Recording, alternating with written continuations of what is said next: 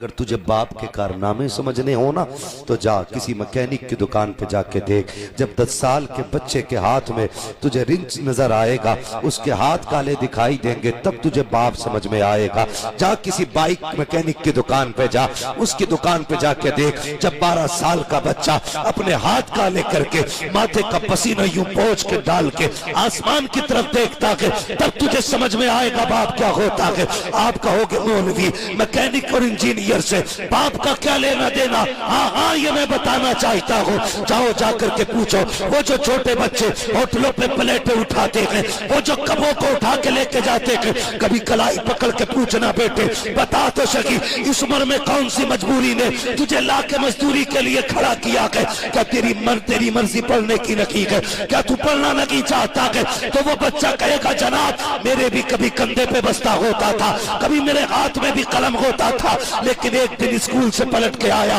میرے دروازے پہ بھیڑ لگی تھی، میں نے کہا کیا بات ہے؟ لوگوں نے کہا تو یتیم ہو گیا ہے۔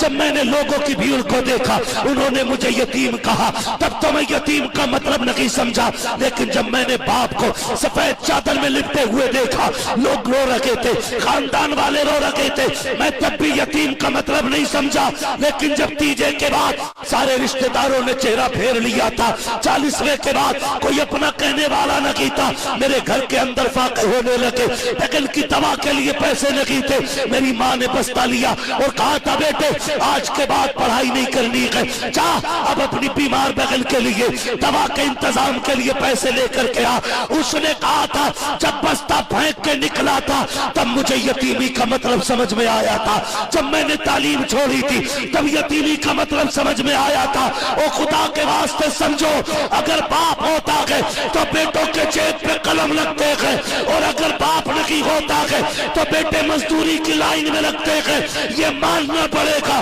جو بھی ترقی بیٹوں کو ملتی ہے وہ ماں باپ کی دعا